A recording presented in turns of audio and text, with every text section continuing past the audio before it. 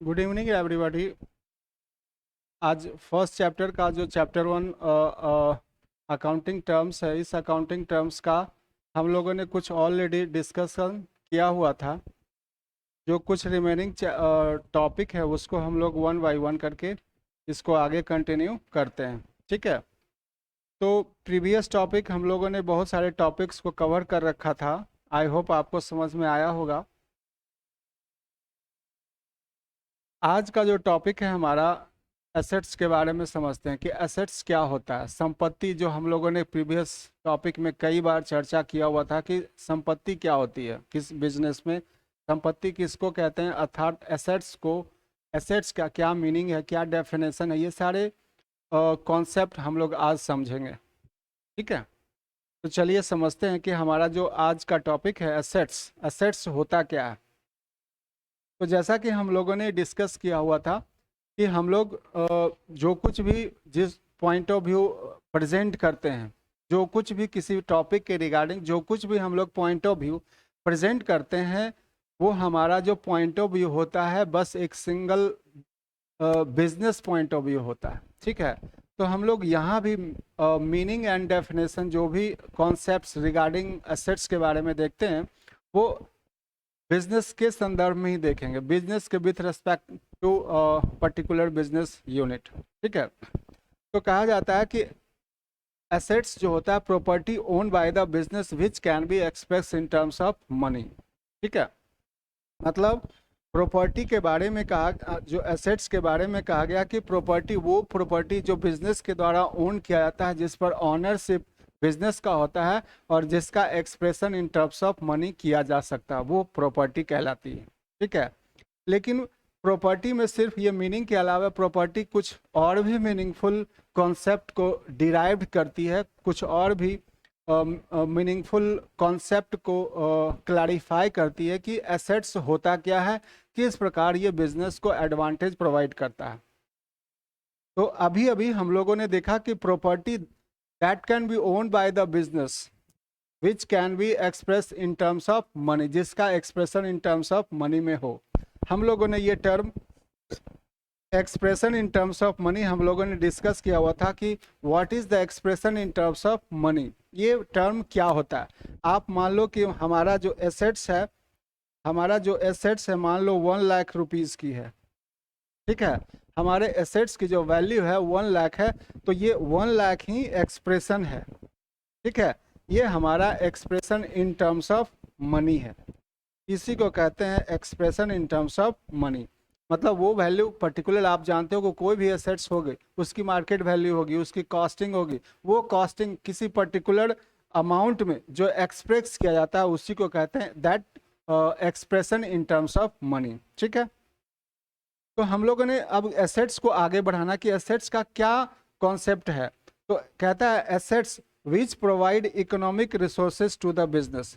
First point of view है कि मतलब मीनिंग्स के अलावा कि एसेट्स क्या करता है, तो एसेट्स कहता है कि वो एसेट्स जो prime economic resources of the business होता है। संपत्ति ही सब कुछ होता है बिजनेस के लिए, हालांकि और भी बड़े सारे टर्म है बिजनेस के रिगार्डिंग, लेकिन चूंकि अभी हमारा जो पॉइंट ऑफ व्यू, अभी जो हमारा कॉन्सेप्ट है अकाउंटिंग टर्म्स है वो एसेट्स है। तो एसेट्स के रिगार्डिंग समझते हैं कि एसेट्स जो होता है वो इकोनॉमिक रिसोर्सेज प्रोवाइड करता है, किसको, बिजनेस को। सेकेंड है इकोनॉमिक बेनिफिट प्रोवाइड करता है, किसको। अब ये दो टर्म है, इकोनॉमिक रिसोर्सेस और इकोनॉमिक बेनिफिट क्या होता है, मैं अब वन बाय वन करके समझाऊंगा, इजिली इसको समझेंगे। थर्ड जो फीचर है एसेट्स का, कहता है anything which enable the firm to convert them into cash. ऐसे कोई भी एसेट्स जिसको आप कैश में कन्वर्ट कर सकते हो, फर्म अपना बिजनेस यूनिट या कोई पर्टिकुलर इंटरप्राइजेज या कोई पर्टिकुलर कंपनी अपने एसेट्स को कैश में कन्वर्ट करने के में सहायता देता है, कैश को कन्वर्ट कर सकते हैं, कैश में कन्वर्ट कर सकते हैं, उसी चीज़ को बोलते हैं एसेट्स। तो यहाँ पे तीन चीज़ें आपको प्रोवाइड हो गई कि property which can be express in terms of money, जिसका ऑनरशिप, कंप्लीट ऑनरशिप उस पर्टिकुलर बिजनेस यूनिट का हो, उसे एसेट्स कहते हैं। और एसेट्स जो प्रोवाइड करता है, number one, economic resources to the building, अब मैं इस इकोनॉमिक रिसोर्सेज का क्लैरिफिकेशन दूंगा, कॉन्सेप्ट दूंगा कि इकोनॉमिक रिसोर्सेज क्या होता है। पर किसी पर्टिकुलर बिजनेस में अगर कोई कहता है कि मेरे इस बिजनेस में एसेट्स है, तो मैं यहाँ पे एक एग्जांपल दूंगा कि उस बिजनेस यूनिट में अगर एक बिल्डिंग है, राइट, एक पर्टिकुलर बिल्डिंग है, जो एसेट्स ऑब्वियसली संपत्ति होती है, ठीक है। तो वो कहता है कि अगर बिल्डिंग कितने की है, 10 लाख रुपीज़ की है, तो 10 लाख रुपीज़ की है, तो इसका मतलब है कि वो उस पर्टिकुलर बिजनेस यूनिट के लिए एक रिसोर्स है। मतलब वहाँ से आप एक रिसोर्स प्रोवाइड कर सकते हो, उसको चाहो तो आप उसको इकोनॉमिक बेनिफिट में यूज कर सकते हो, उसको कैश में कन्वर्ट कर सकते हो, जो हमें बैकअप देता है। बिजनेस में एसेट्स जो होता है, एसेट्स जो होता है वो बैकअप प्रोवाइड करता है। तो यहाँ पे एक बिल्डिंग है जिसकी value, market value 10 lakh rupees है, that can be considered as a business resource, business resource. तो एसेट्स यहाँ जो बिल्डिंग है, बिल्डिंग के फॉर्म में, in the form of building, वो एसेट्स बिजनेस के लिए एक रिसोर्स हो गया। अब इकोनॉमिक बेनिफिट क्या होता है? तो इकोनॉमिक बेनिफिट ये हुआ कि अगर आप उस बिल्डिंग को, उस पर्टिकुलर बिल्डिंग को अगर आप लेट आउट कर देते हो, किसी किराए पे आप उसे चढ़ा देते हो, किराए पे यूज करते हो, तो मान लो उस बिल्डिंग को लेट आउट करने से हमें 10,000 as a rent monthly provide होता है। तो ये जो 10,000 का मंथली मुझे इनकम हो रहा है, रेवेन्यू जनरेट होता है, वो हमारे लिए एक इकोनॉमिक बेनिफिट है। तो रिसोर्सेस और बेनिफिट में बेसिकली अंतर आपको समझ में आ रहा हो। रिसोर्स अपने आप में एक स्ट्रीम होता है, एक स्ट्रीम लाइन होता है, एक फ्लो ऑफ मनी प्रोवाइड करता है। At the same time economic benefit, उसी इकोनॉमिक रिसोर्सेज से हमें एक बेनिफिट मिला इन द फॉर्म ऑफ 10,000, जो हमें किसी उस पर्टिकुलर बिल्डिंग को लेट आउट करने के बाद मिलता है, राइट। और तीसरा जो फीचर है, ऑब्वियसली आप उस पर्टिकुलर बिल्डिंग की जो वैल्यू है 10 लाख रुपीज है, तो ये 10 लाख रुपीज आप कभी भी उस बिल्डिंग को बेच करके कैश में कन्वर्ट कर सकते हो। तो by selling this building 10 lakh rupees can be converted into cash. तो ये तीनों फीचर्स, ये तीनों बेनिफिट्स जो एक एसेट्स में एसोसिएटेड होते हैं, इकोनॉमिक रिसोर्सेस, एक एसेट्स इकोनॉमिक रिसोर्सेस प्रोवाइड करता है, वही एसेट्स हमारे लिए इकोनॉमिक बेनिफिट भी प्रोवाइड करता है, और ऑब्वियसली वो कैश में कन्वर्ट तो कर ही सकते हो, राइट। तो ये तीनों में कॉमन क्या है कि आपका जो इकोनॉमिक रिसोर्सेस है, that can also be express in terms of money, just like rupees 10 lakh. 10 lakh that means 10 lakh क्या है, एक एक्सप्रेशन है, उस वैल्यू, उस बिल्डिंग, उस पर्टिकुलर एसेट्स की कीमत है, जिसका हम expression in terms of money provide कर रहे हैं। अगर उस पर्टिकुलर बिल्डिंग को हम लेट आउट कर देते हैं तो 15,000 या 10,000 का हमें इकोनॉमिक बेनिफिट मिलता है, that can also be express in terms of money, जो कह रहा है कि 10,000, that is the expression, okay. By selling, obviously आप उस पर्टिकुलर बिल्डिंग को सोल्ड आउट करोगे, सेल करोगे, तो आपको 10,000 का कैश मिल जाए, सॉरी 10 लाख का कैश मिल जाएगा, इसको कहते हैं। तो ये बेसिकली जो हमारे एसेट्स के फीचर होते हैं। फिर मैं एक रिकैप दे देता हूं कि एसेट्स क्या होता है। तो assets that means property own by the business which can be express in terms of money, and assets provide economic resources to the business, economic benefit to the business, and which enable the firm to get them cash and enable the firm to convert them into cash। मतलब उसको, उस particular unit को, उस particular assets को आप cash में convert कर सकते हो। ये तीनों features expression in terms of money में पॉसिबल है, जो मैंने आपको समझा दिया, राइट। क्लासिफिकेशन ऑफ एसेट्स आगे का टॉपिक है, हम एसेट्स को कैसे क्लासिफाई करते हैं। तो एसेट्स 3 फॉर्म में क्लासिफाइड होता है, उसका डिवीजन कह लो, क्लासिफिकेशन कह लो, कुछ भी कह लो। Current asset, non current asset and fictitious assets. अब सबसे पहले मैं ये बताना चाहूंगा कि करंट एसेट्स एक्चुअली में होता क्या है। तो current assets which are held by the business with the purpose of converting them into cash, मतलब वो एसेट्स, करंट एसेट को करंट एसेट इसलिए कहा जाता है क्योंकि उसको परचेज करने का इंटेंशन ही होता है कि मैं उसे जल्दी से जल्दी कैश में कन्वर्ट कर लूं, मतलब उसका रीसेल करना। That means assets which are obviously उस करंट एसेट पर भी ऑनरशिप किसका होगा? बिजनेस का होगा, क्योंकि ऑनरशिप तो जरूरी है। तो इसीलिए कहा गया assets which are held by the business with the purpose of converting them into cash, that means उसको रीसेल करना, उसका पर्पस जो होता है, करंट एसेट का जो पर्पस होता है, तो उसको आप कैश में कन्वर्ट कर सको। ठीक है।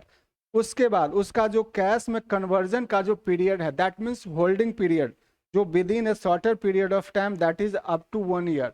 आप 1 साल तक उस चीज को, अगर उस पर्टिकुलर एसेट्स को 1 साल तक अपने बिजनेस में, बिजनेस यूनिट ने, बिजनेस इंटरप्राइजेस ने, या कोई पर्टिकुलर बिजनेस से 1 ईयर तक उसे होल्ड करके रखा हुआ है, तो उस एसेट्स का होल्डिंग पीरियड के अकॉर्डिंग ही वो से माना जाएगा कि वो एक करंट एसेट है।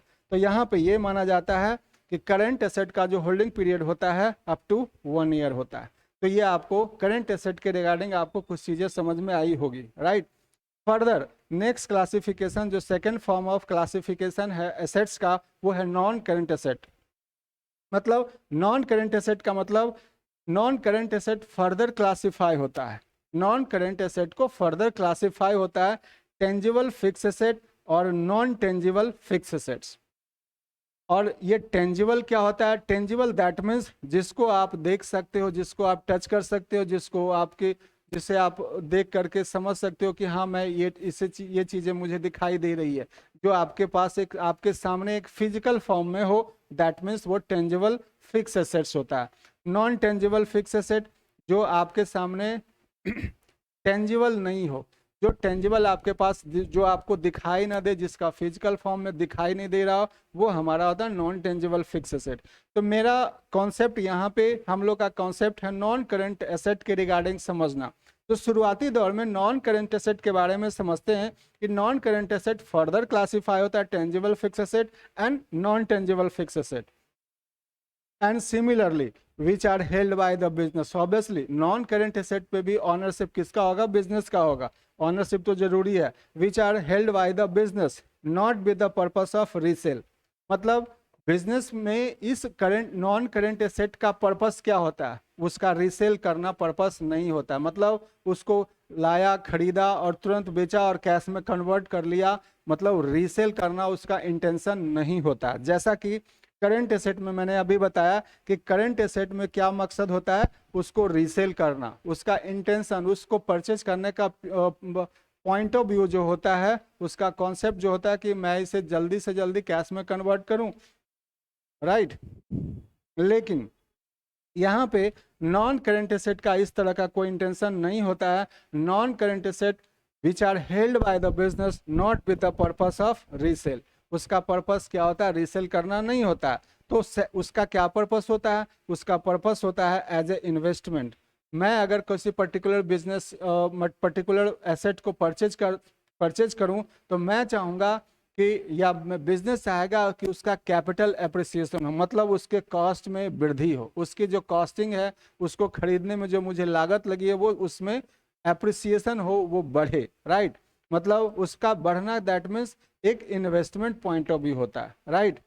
दूसरा, third and last, facilitate business operation. ये बिजनेस ऑपरेशन को फैसिलिटेट करता है, एक फैसिलिटी प्रोवाइड करता है, एक अवसर प्रदान करता है कि अगर कोई पर्टिकुलर एसेट्स हमारे पास नॉन करेंट एसेट के फॉर्म में है, तो मैं उसे बिजनेस में उसे यूज कर सकूं। मतलब इन तीनों में, मतलब not with the purpose of resale और एज ए इन्वेस्टमेंट और फैसिलिटेट बिजनेस ऑपरेशन में, तीनों में कॉमन क्या है कि तीनों का पॉइंट ऑफ व्यू जो होता है वो long term point of view होता है। आप रीसेल नहीं करोगे तो ऑब्वियसली आपका जो पॉइंट ऑफ व्यू होगा मोर देन 1 ईयर होगा, और जैसे ही मोर देन 1 ईयर हुआ, वो आपके लिए long term point of view हो गया। अब अगर आपका इन्वेस्टमेंट है, आप किसी चीज को पर्टिकुलर इन्वेस्टमेंट की हो, तो आप चाहोगे कि उसमें कैपिटल एप्रिसिएशन हो, जैसा कि मैंने अभी बताया कैपिटल एप्रिसिएशन के रिगार्डिंग, तो उसका भी पॉइंट ऑफ व्यू क्या होगा? Long term point of view. और फैसिलिटेट बिजनेस ऑपरेशन, अगर बिजनेस में आप एसेट्स को यूज करना चाहोगे ऑब्वियसली बिजनेस के पॉइंट ऑफ व्यू से, तो उस ऑब्वियसली उसका भी पॉइंट ऑफ व्यू क्या होगा? Long term point of view. तो आई होप मैंने ये चीज़ें समझा दी होगी और आपको समझ में आ गया होगा कि बिजनेस में जो पॉइंट ऑफ व्यू होता है वो काफ़ी इंपॉर्टेंट होता है। अगर पॉइंट ऑफ व्यू चेंज, तो एसेट्स का नेम एंड क्लासिफिकेशन भी चेंज। यहाँ पे देखो करेंट एसेट का पॉइंट ऑफ व्यू क्या था, करेंट एसेट का पॉइंट ऑफ व्यू था resale up to 1 year within a particular year, एक साल के अंदर अंदर आप उससे होल्डिंग पीरियड उसका एक साल का होता है और उसका खरीदने का इंटेंशन होता है रीसेल करना, दैट मीन्स उसका जो नाम हो गया वो करेंट एसेट हो गया। एट द सेम टाइम आप अगर नॉन करेंट एसेट का जो होल्डिंग पीरियड है मोर देन 1 ईयर हो गया, मतलब वो बिजनेस में इन्वेस्टमेंट के तौर पे हो, रीसेल पॉइंट ऑफ व्यू बिल्कुल नहीं हो, तो फैसिलिटेट बिजनेस ऑपरेशन हो, तो उसका point of view long term point of view हो ही गया। और जैसे ही long term point of view वो नॉन करेंट एसेट के तौर पे माना जाता है। थर्ड एसेट्स है फिक्टिशियस एसेट। ये कोई एसेट्स होता ही नहीं, ये एक इमेजिनरी कॉन्सेप्ट है, नॉमिनल एसेट्स इसे कहा जाता है। हालांकि इसके रिगार्डिंग इसका जो क्या कहते हैं अकाउंटिंग कैलकुलेशन है, अकाउंटिंग ट्रीटमेंट है, वो थोड़ा सा आगे हम लोग देखेंगे, ये थोड़ा सा लेंदी है तो अभी मैं इसको प्रेजेंट नहीं करूंगा आपके सामने। फिलहाल आप ये समझ लो कि फिक्टिशियस एसेट्स एक नॉमिनल एसेट्स है, मतलब not an asset but an imaginary asset. ये एक इमेजिनरी कॉन्सेप्ट है, मतलब एक टाइप का प्रॉफिट, फ्यूचर प्रॉफिट होता है जो with the passage of time आप इसे यूटिलाइज करते हो। मैं अभी इतना ही कहना चाहूँगा। खैर, तो आई होप आपको ये current asset, non current asset and fictitious assets आपको समझ में आ गया होगा। तो चलिए देखते हैं अब हमारा जो एग्जामिनेशन पॉइंट ऑफ व्यू है, मतलब पीडीएफ में जो पॉइंट है वो सारे क्लियर हुए कि नहीं। First point of view meaning clear हो गया, एसेट्स रिसोर्सेस होता है मैंने बता दिया, ये भी पॉइंट ऑफ व्यू क्लियर हो गया, ये भी पॉइंट ऑफ व्यू, मतलब एग्जाम्पल क्या है, तो ऑब्वियसली आपका कैश, आपका बैंक बैलेंस, आपका कैश मतलब आपका जो बैंक बैलेंस है वो आपके लिए एसेट्स होगा।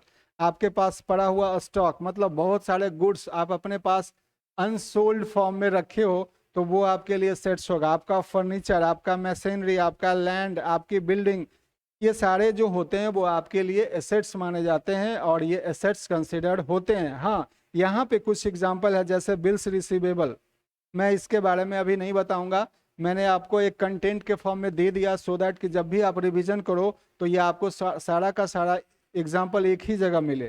तो बिल्स रिसीवेबल अपने आप में एक अकाउंटिंग टर्म्स है, मैं आपको समय मतलब इसी चैप्टर में आगे बताऊंगा। डेटर्स, ट्रेडमार्क, कॉपीराइट, गुडविल, ये सारे टॉपिक हम लोग नेक्स्ट आने वाले अकाउंटिंग टर्म्स में देखेंगे, राइट। तो फिलहाल आपको यहाँ जो फीचर्स होते हैं कि बिजनेस के एसेट्स में क्या क्या फीचर्स होते हैं, ये सारे फीचर्स मैंने आपको ऑलरेडी कवर करवा दिया है इस फिगर के द्वारा, राइट। क्लासिफिकेशन भी हम लोग नॉन करेंट एसेट का कर चुके हैं। नॉन करेंट एसेट का मतलब नॉन करेंट एसेट क्या होता है, तो नॉन करेंट एसेट जैसे लैंड एंड बिल्डिंग, ये हमारे लिए नॉन करेंट एसेट होता है, right. Plant and machinery, computer, motor vehicle, furniture, non current investment, ये टॉपिक अभी रहने दीजिएगा, ये टॉपिक मैं आपको बाद में कवर कराऊंगा। जो भी एग्जांपल है लॉन्ग टर्म लोन्स, एडवांस, ये सारे के टॉपिक जो मैंने कट किया हुआ है, ये with the passage of time जैसे जैसे क्लास ग्रेजुअली ग्रो होगा ये एग्जाम्पल के फॉर्म में आपके सामने आएंगे और आपको समझ में आएगा। फिलहाल के लिए अभी से वैसे ही रहने दें। यहाँ पे एक टॉपिक आया था फिक्स एसेट्स एक्चुअली में होता क्या, जैसे कि नॉन करेंट एसेट का फर्दर क्लासिफिकेशन जो हुआ था ये कैसे हुआ था, इन चीज़ों को हमें समझना है कि फिक्स एसेट्स क्या होते हैं, ठीक है ना। तो फिक्स एसेट्स क्या होता है, those non current assets of an enterprises which are held not for resale but with the purpose of increasing its earning capacity। मतलब फिक्स एसेट्स का पर्पस जो इंटेंशन होता है वो होता है ना कि बिजनेस को बिजनेस में परचेज किया और रीसेल करना, उसका पॉइंट ऑफ व्यू रीसेल करना नहीं होता, बल्कि इसका पॉइंट ऑफ व्यू जो होता है, पर्पस जो होता है वो इंक्रीजिंग इट्स अर्निंग कैपेसिटी, मतलब बिजनेस की जो कैपेसिटी अर्निंग कैपेसिटी हो उसे बढ़ा सकें, that means facilitation in business operation. और जैसे ही आप किसी पर्टिकुलर एसेट्स को बिजनेस में फैसिलिटेट करते हो, बिजनेस में यूज करते हो, ऑब्वियसली तो उसकी जो अर्निंग, उस बिजनेस की अर्निंग कैपेसिटी है वो इंक्रीज हो जाती है, राइट। तो फिक्स एसेट्स को फर्दर क्लासिफाई किया, टेंजिबल फिक्स एसेट्स मैंने बताया वो एसेट्स जो फिजिकली फॉर्म में दिखता हो, जिसे टच कर सकते हो, वो टेंजिबल होता है।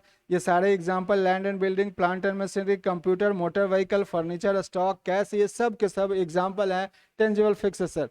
Non tangible fixed asset which don't have a physical existence, मतलब जिसका आप फिजिकल एग्जिस्टेंस नहीं है वो नॉन टेंजिबल फिक्स एसेट्स माने जाते हैं। और उसका एग्जांपल है जैसे गुडविल। बिजनेस की गुडविल क्या होती है? गुडविल दैट मीन्स बिजनेस की रेपुटेशन। आप बिजनेस का जिस प्रकार का रेपुटेशन होता है उस बिजनेस को उतना ही अच्छा माना जाता है। तो उस बिजनेस का गुडविल क्या दिखता है? क्या फिजिकल फॉर्म में होता है? बिल्कुल भी नहीं। तो गुडविल जो होता है वो फिजिकल फॉर्म में नहीं पाए जाते हैं। Patents, copyrights, trademark, computer software, intangible fix assets होते हैं। इंटेंजिबल मतलब जो दिखते नहीं है, जो जिनका फिजिकल एग्जिस्टेंस नहीं होता, फिर भी उसकी वैल्यू बिजनेस के पॉइंट ऑफ व्यू से काफ़ी ज़्यादा इंपॉर्टेंट होते हैं, राइट। तो ये सारे एग्जांपल हैं जो मैंने आपको टेंजिबल फिक्स एसेट्स और इंटेंजिबल फिक्स एसेट्स के रिगार्डिंग मैंने आपको दे दिया। करंट एसेट का होल डेफिनेशन मीनिंग एग्जांपल के साथ मैंने ऑलरेडी आपको प्रोवाइड कर रखा है। करंट एसेट ठीक है। प्रीपेड एक्सपेंस ये एक टॉपिक है, ये अकाउंटिंग टर्म्स है, मैं आपको स्पेशली इस पे बताऊंगा कि प्रीपेड एक्सपेंस क्या होता है। हालांकि ये भी एक करंट एसेट का एग्जांपल है, लेकिन इसके रिगार्डिंग मैं आपको आगे बताऊंगा कि प्रीपेड एक्सपेंस क्या होते हैं, राइट।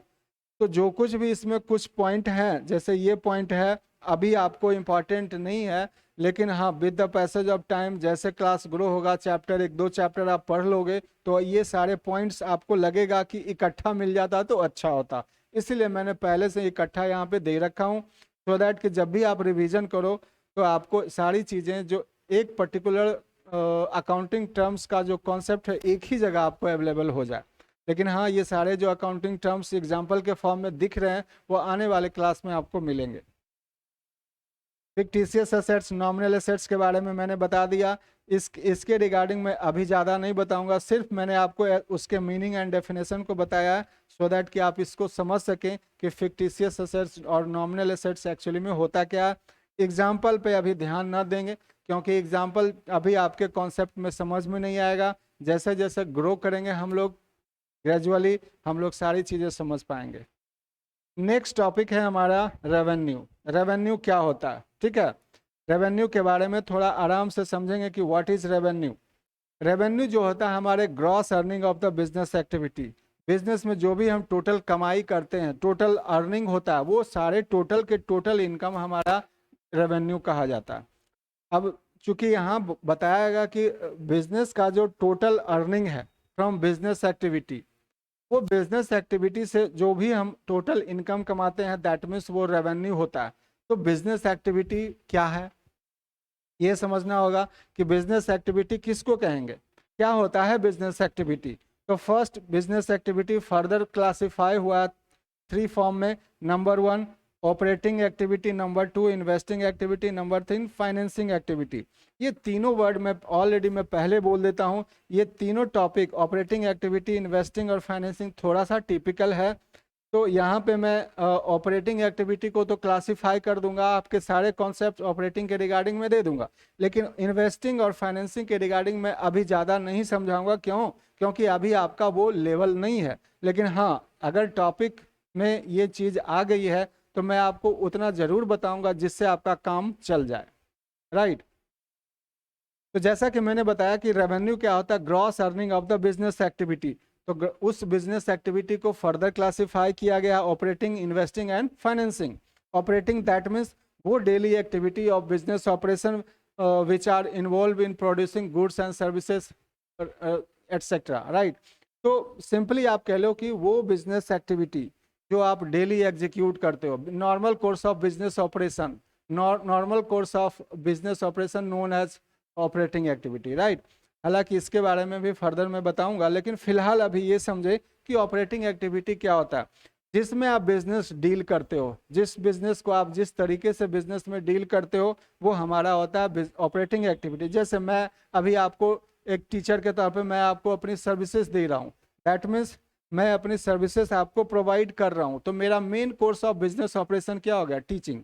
ऑब्वियसली इस टीचिंग से अगर मुझे जो रेवेन्यू जनरेट होगा तो वो हमारा ऑपरेटिंग एक्टिविटी कहलाएगा। तो आई होप आपको ऑपरेटिंग एक्टिविटी के बारे में समझ में आ गया होगा कि वो daily activity normal course of business operation में, वो daily activity those daily activity which are involve in the business in producing and selling goods and services, right. Next है हमारा इन्वेस्टिंग एक्टिविटी। इन्वेस्टिंग एक्टिविटी मतलब क्या होता है, आप investment activity में इन्वॉल्व होना इन्वेस्टिंग एक्टिविटी। सिंपली अभी आपके लिए ये लेवल सही है, मतलब कि अगर आप पर्टिकुलर एसेट्स को खरीदते हो, पर कोई लैंड बिल्डिंग कोई पर्टिकुलर एसेट खरीद लिया, सो दैट कि आपको इसमें कैपिटल एप्रिसिएशन हो, आपको प्रॉफिट इसमें ज़्यादा, उसकी वैल्यू मार्केट वैल्यू ज़्यादा मिले, 5 लाख का खरीदा 6 लाख का मिल जाए, तो ये इन्वेस्टिंग एक्टिविटी है।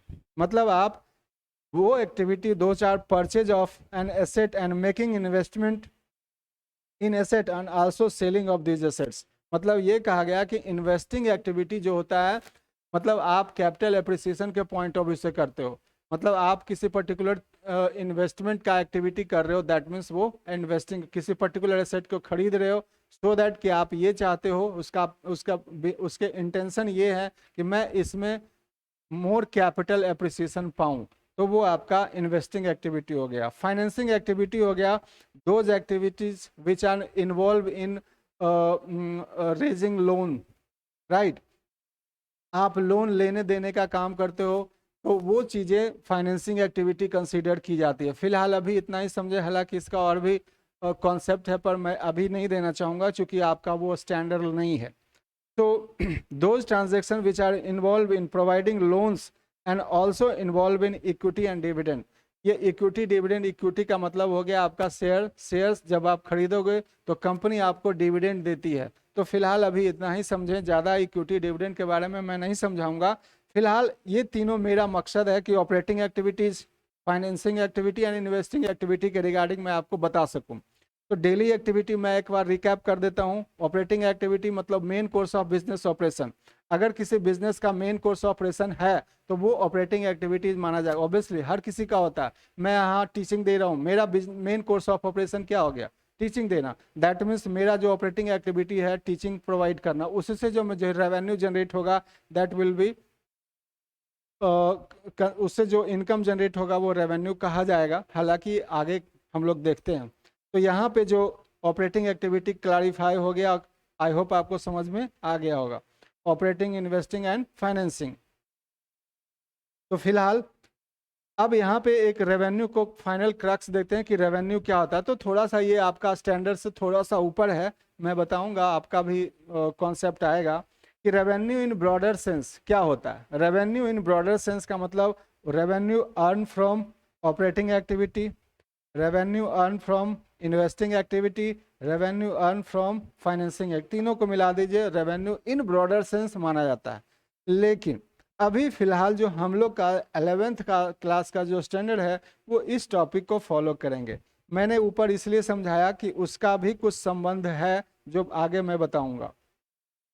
रेवेन्यू मतलब gross earning of the business, आप जानते हो, which can be in the form of, revenue किस फॉर्म में हो सकता है, मतलब gross earning of the business activity known as revenue, obviously, ठीक है। लेकिन ये रेवेन्यू का फॉर्मेशन कैसा हो सकता है, किस किस प्रकार का रेवेन्यू हो सकता है, हम लोग वो देखते हैं।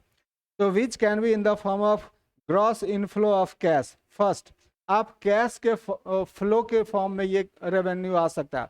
आप किसी को कैश देते हो, कोई पर्टिकुलर गुड्स या सर्विसेज आप बेचते हो, तो आपको कैश उसके बदले में जनरेट होता है, तो that will be considered as a gross inflow of cash. Second form है एनी अदर रिसीवेबल, ये रिसीवेबल के फॉर्म में हो सकता है, मतलब रिसीवेबल इन द सेंस कि अभी आपको रिसीव नहीं हुआ है, आपने सर्विसेज या गुड्स तो डिलीवर कर दिया, बेच दिया, पर उसका पेमेंट अभी नहीं हुआ, दैट मीन्स फ्यूचर में रिसीव होगा। तो any kind of receivable also considered as a revenue, right. तो सेकेंड फॉर्म ऑफ रेवेन्यू हो गया अदर रिसीवेबल।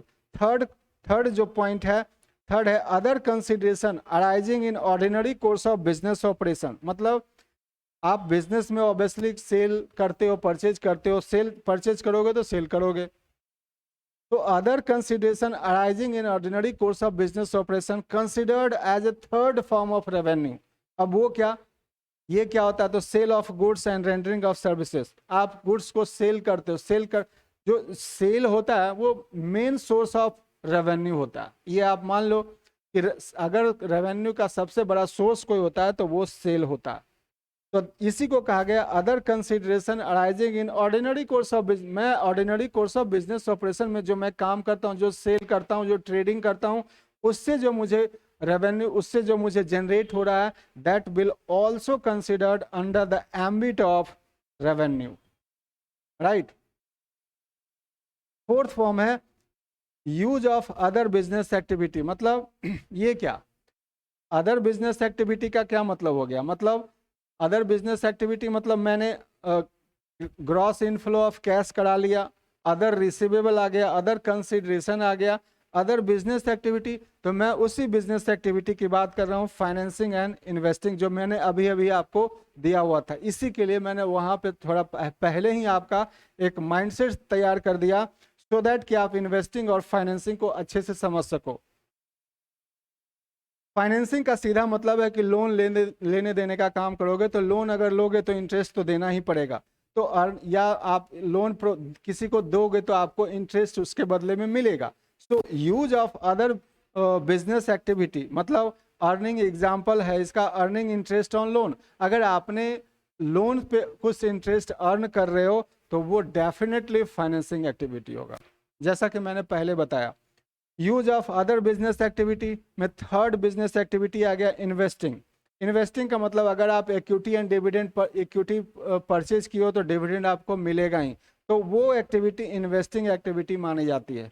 तो आई होप ये यहाँ पे दो एक्टिविटी, तीनों एक्टिविटी को क्लासीफाई में कर देता हूँ कि यहाँ पे जो first gross inflow of cash अर्थात ये फर्स्ट एक्टिविटी, और सेकेंड एक्टिविटी हमारा हो गया other receivable, third activity other consideration. ये तीनों एक्टिविटी जो होता है ऑपरेटिंग एक्टिविटी माना जाता है, राइट। और यहाँ पे जो फाइनेंसिंग और इन्वेस्टिंग एक्टिविटी हो गया वो अदर एक्टिविटी हो गया। मतलब अदर एक्टिविटी मतलब इन्वेस्टिंग और financing apart from operating activity, right.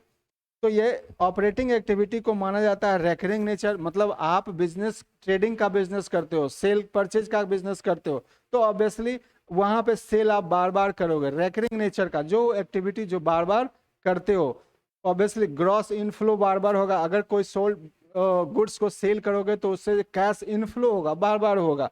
Obviously जब ट्रेडिंग करोगे तो कैश इनफ्लो होगा ही। वो ऑपरेटिंग एक्टिविटी कंसिडर्ड होती है और वो रेकरिंग नेचर का होता है, जो एक्टिविटी बार बार हो। और फाइनेंसिंग और इन्वेस्टिंग एक्टिविटी जो होता है वो बार बार नहीं होता है। मतलब आप हर टाइम आप फाइनेंसिंग और बिजनेस एक्टिविटी नहीं करते हो, लेकिन ऑपरेटिंग एक्टिविटी जो होता है main course of business operation माना जाता है। मेन कोर्स ऑफ जिससे आप जिसके साथ आप डील करते हो, मैं टीचर हूँ, मैं टीचिंग दे रहा हूँ, that means my operating activity. मेरा ये main course of business operation है, ये टीचिंग है, right.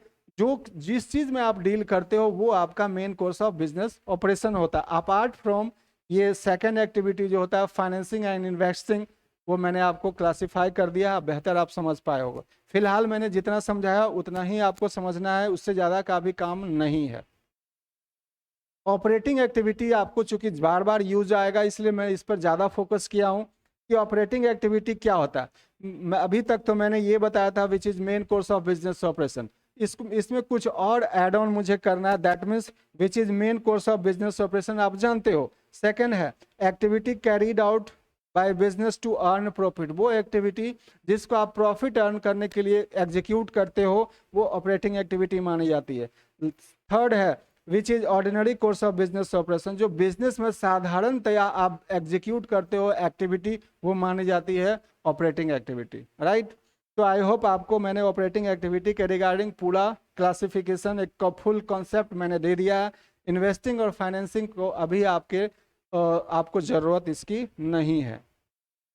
Finally crux point of view क्या है, एग्जामिनेशन का जो ऑब्जेक्टिव पॉइंट ऑफ व्यू होता है, जो सीबीएसई बिहार बोर्ड किसी के लिए भी इंपॉर्टेंट होते हैं। So revenue in narrow sense, revenue in narrow sense क्या होता है? रेवेन्यू फ्रॉम ऑपरेटिंग एक्टिविटी, मतलब रेवेन्यू जो जनरेट होता है ऑपरेटिंग एक्टिविटी से वो रेवेन्यू कंसीडर्ड होता है। तो जो हम लोग का अभी 11th का लेवल है वो इसी कॉन्सेप्ट को फॉलो करें तो बेहतर है। ऑब्वियसली रेवेन्यू जो करता है कि हमारे कैपिटल को इंक्रीज करता है। कैपिटल के रिगार्डिंग मैंने ऑलरेडी समझा दिया कि कैपिटल क्या होता है, वो अमाउंट जो रिक्वायर्ड होता है बिजनेस में, बिजनेस को फर्दर एग्जीक्यूट करने, रन कराने के लिए। तो ये कहा जाता है कि ज़्यादा रेवेन्यू होगा ज़्यादा प्रॉफिट होगा, ज़्यादा प्रॉफिट होगा तो ऑब्वियसली वो कैपिटल को ऐड ऑन करेगा, कैपिटल को बढ़ाएगा। इसलिए मैंने टेबलेट फॉर्म में दे दिया कि रेवेन्यू का इम्पैक्ट कैपिटल पे क्या होता है, मैंने आपको समझा दिया। नेक्स्ट है मीनिंग ऑफ एक्सपेंसेस। एक्सपेंस किसको कहेंगे, राइट? एक्सपेंस का क्या मीनिंग होगा? तो कहा जाता है, मैंने आपको ऑलरेडी समझा रखा हूँ कि थोड़ा सा ज़्यादा तो मैंने नहीं बताया था कि एक्सपेंस का मतलब cost incurred while generating revenue. जब आप रेवेन्यू जनरेट कर रहे हो तो उस रेवेन्यू को जनरेट करने में जो आपकी कॉस्टिंग हुई वो एक्सपेंस कंसिडर्ड होता है। जैसे कि मैंने ये सिमिलर एग्जांपल मैंने पहले भी दिया था कि अगर आप किसी कंपनी में सैलरी एम्प्लॉई हो तो सैलरी आपने 50,000 अर्न करा, इस सैलरी को अर्न करने में जो आपका कॉस्ट हो गया 20,000, आपका personal maintenance, transportation, lodging, fooding etcetera सारी चीज़ें, तो ये कॉस्ट हो गया 20,000। ये 20,000 ही एक्सपेंस कंसिडर्ड होता है। तो expense is the cost incurred while generating revenue, that's it. इसके कुछ एग्जांपल है, जैसे आप कैश पेमेंट सैलरी करते हो, वेजेस पेड करते हो, लेबर को वेजेस पेड करते हो, रेंट पेड करते हो, वो भी एक्सपेंस माने जाते हैं। ये डेप्रिसिएशन वाला पॉइंट अभी रहने दीजिएगा, ये काफ़ी इंपॉर्टेंट है और काफ़ी एग्जॉस्टिव भी है, लेकिन ये आने वाले टाइम में हम लोग इस पर फोकस करेंगे। ये भी अमाउंट रहने दीजिएगा, ये भी अभी आपके लिए इंपॉर्टेंट नहीं है। कॉस्ट ऑफ गुड्स सोल्ड ये जरूरी है। अगर आप मान लो कि कॉस्ट ऑफ गुड्स सोल्ड मतलब COGS, ये क्या होता है? मान लो आपने सेल करा, राइट? आपने सेल करा 20,000 का, मतलब गुड्स आपने सेल कर दिया, गुड्स आपने सेल कर दिया 20,000 के, लेकिन इस गुड्स की जो कॉस्ट थी, मतलब कॉस्ट ऑफ गुड्स सोल्ड, जो गुड्स आपने सेल किया उसकी कॉस्टिंग क्या थी? तो मान लो इसकी कॉस्टिंग 15,000, राइट? तो मैं इसी कॉस्टिंग की बात कर रहा हूँ, इसी को बोला जाता है COGS और इसी को बोला जाता है कॉस्ट ऑफ गुड्स सोल्ड। और यही कॉस्ट अभी अभी समझाया था कि ये एक्सपेंस कंसिडर्ड होता है। ठीक है, आई होप आपको समझ में आ गया होगा। ये पॉइंट ऑफ व्यू जो रेड मार्क से है, एक्सपेंस इज चार्ज डेबिट, ये अभी आपके कॉन्सेप्ट का नहीं है। फिर भी मैंने अक्सर मैं बार बार कहता हूँ कि मैंने ये जो अभी ज़रूरत की चीज़ें नहीं थी, मैंने फिर भी यहाँ पे एक जगह इकट्ठा कर दिया, सो दैट कि जब आपका सिलेबस कुछ अच्छा सा, जैसे अच्छा सा ख़त्म हो जाए, सिलेबस कुछ आधे कैरी ऑन हो जाए, तो फिर जब आप रिवीजन करोगे तो हर एक पॉइंट ऑफ व्यू आपको एक ही जगह मिल जाए। रिवीजन टाइम में ये सारे चीज़ आपको समझ में आ जाएंगे, कहीं कोई प्रॉब्लम नहीं होगी। हालांकि ये जितने भी पॉइंट मैं छोड़ रहा हूँ, आगे आने वाले कुछ कुछ तो इसी चैप्टर में होंगे, कुछ आने वाले चैप्टर में होंगे, ये सारे आपको मिल जाएंगे, जो आपको मैं 1 बाय 1 करके डिलीवर कर दूंगा।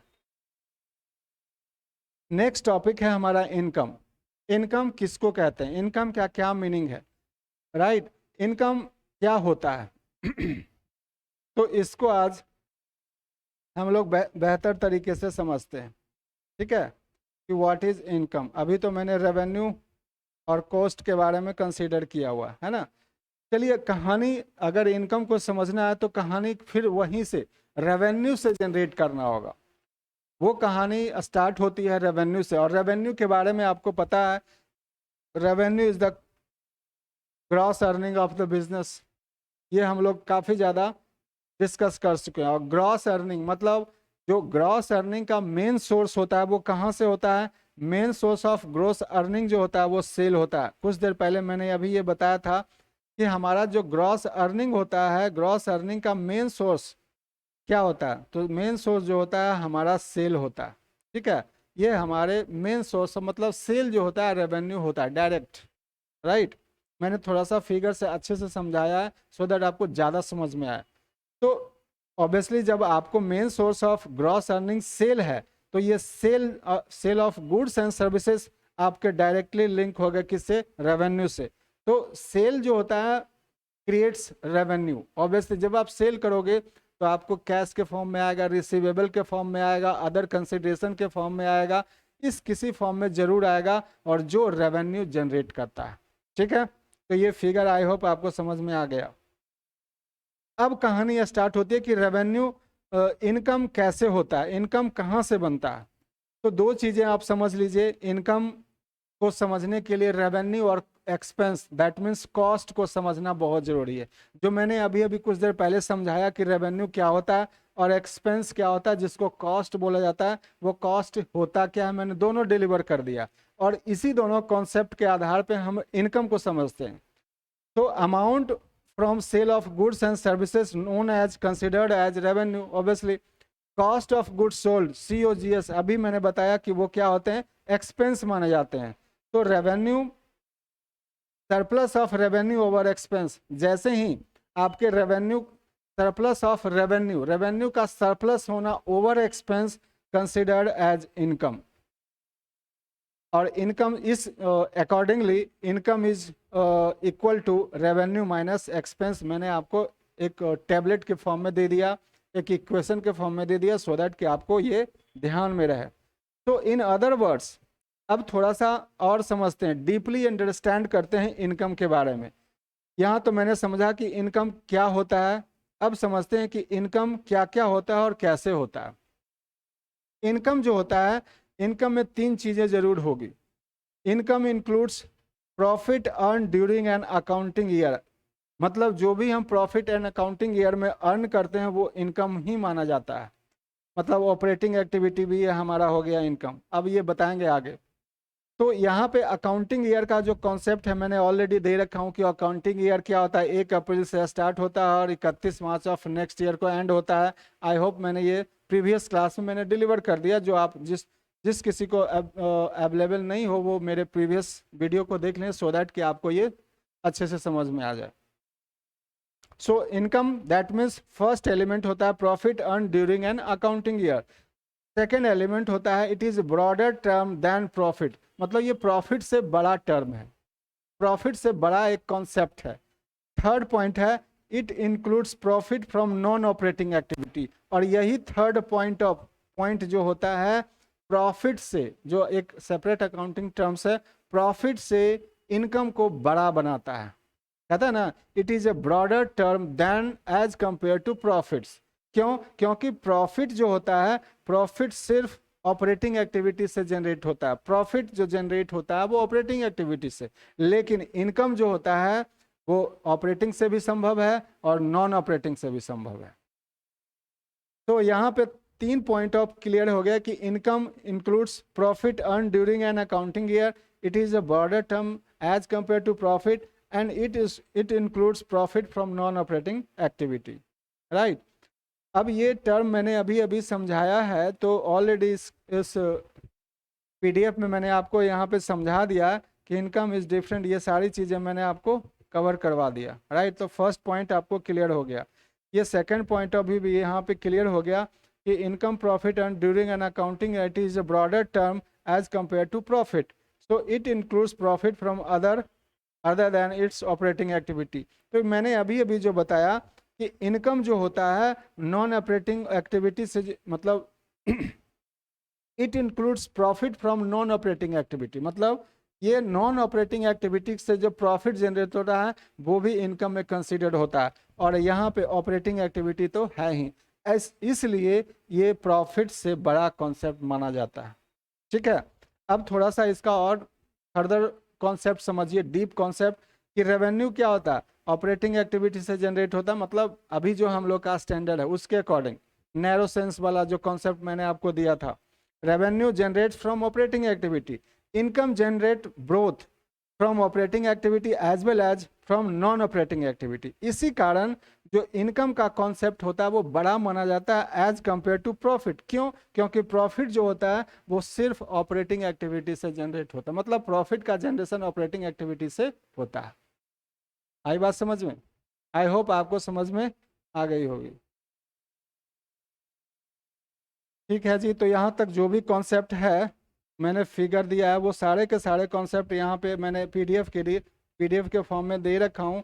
कुछ एग्जाम्पल है, आप देख लें। अगर कुछ प्रॉब्लम हो तो कमेंट करके क्वेश्चन पूछ सकते हो, मैं आपको क्वेश्चन का आंसर कर सकता हूँ। ठीक है।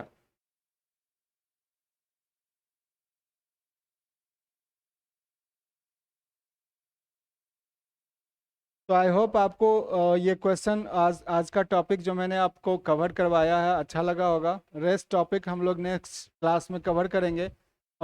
फिर भी अगर कुछ क्वेश्चन जनरेट होता है मेरी इस वीडियो को देख करके, हालांकि मैंने कोशिश किया है कि क्वेश्चन कम से कम हो, लेकिन फिर भी क्वेश्चन तो लाजमी है, नेचुरल है। क्वेश्चन बने तो कमेंट कीजिए, शेयर कीजिए, सब्सक्राइब कीजिए। और क्वेश्चन अगर है तो कमेंट करके मुझे क्वेश्चन पूछ सकते हैं, मैं आपके क्वेश्चन का आंसर ज़रूर करूँगा। Right, okay, till then safe रहिए, सुरक्षित रहिए और पढ़ाई कीजिए सो दैट कि आपके मार्क्स अच्छे आएँ। Okay, bye, good night.